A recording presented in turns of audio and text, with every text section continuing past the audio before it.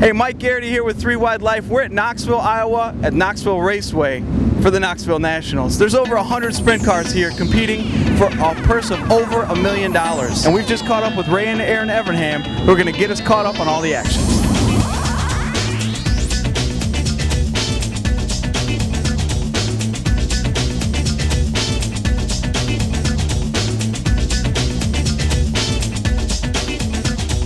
We're here for the second night at Knoxville Nationals. Last night, Sammy Swindell did a great job. Awesome track service, awesome racing. We expect the same tonight. Cars are lined up and ready to go. What do you expect to see tonight? I think it'll be another great night. Like, there's half the field still hasn't even seen the track yet. So there's a lot of great cars that are going tonight. Some of the top World of Outlaw drivers, top all-star drivers. It's going to be a very exciting night. Explain something to me. I know that we were here last year and we did this, and I know that you've done it a bunch, but half the field is lined up, the other half's not. Explain the lineup to me. They take Wednesday and Thursday night and split the field. So either you qualify on Wednesday, you qualify on Thursday. You come in, you draw a pill that decides where you're going to have time trial. They line you up here in the pits by that pill draw. So then you hot lap with that group, time trial. Then they fully invert. So the fastest qualifier will start 9th in the first heat and so on. Then they take top 4 from the heat races into the A main.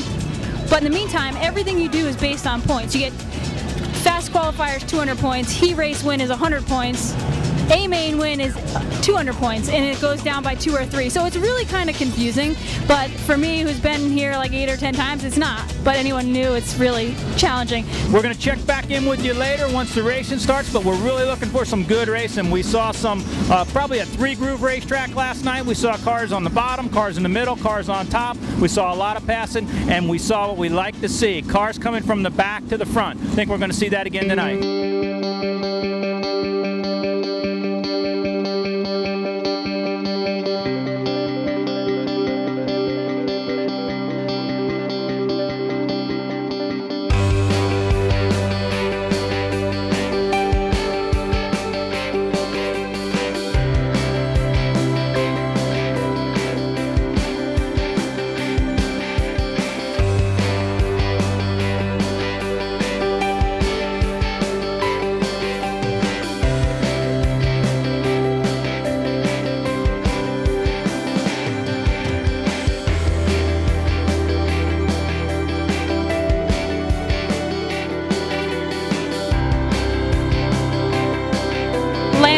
A heat race win here is a small step closer to Saturday night. How did it feel?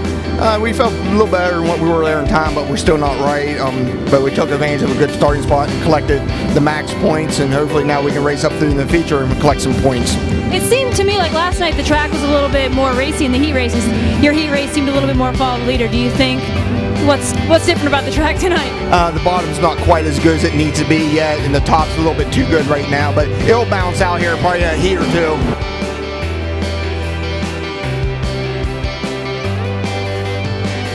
Jason, you look really strong in that heat race. How'd the car feel?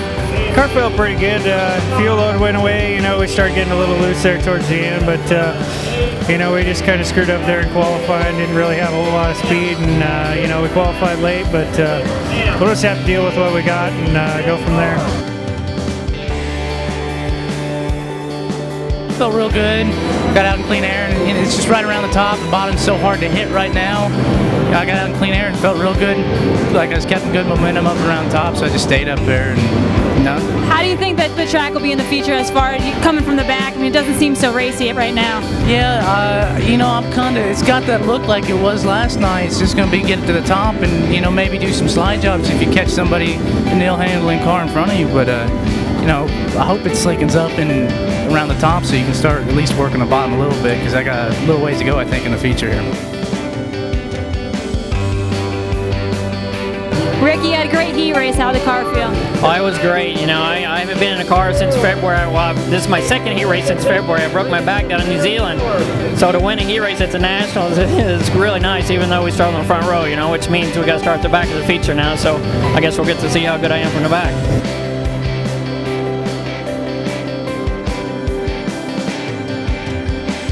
We really struggled in time trial, so now we got our work cut out, and you know, we won the heat, but we started on the front. Any of those guys could have done that. So we got a lot of work to do to come up through the feature. There's going to be a lot of good cars, but we'll just do the best we can. Okay, we've had hot laps, qualifying, heat races, getting ready for Season Bs. What'd you see so far? Well, it looks to me like the track isn't as racy as it was last night. Looks like the bottom, there's not as much moisture. The heat races to me were kind of follow the leader. It's going to be really hard if you didn't transfer through your heat race to the A. I think it's going to be really hard to come through the B tonight.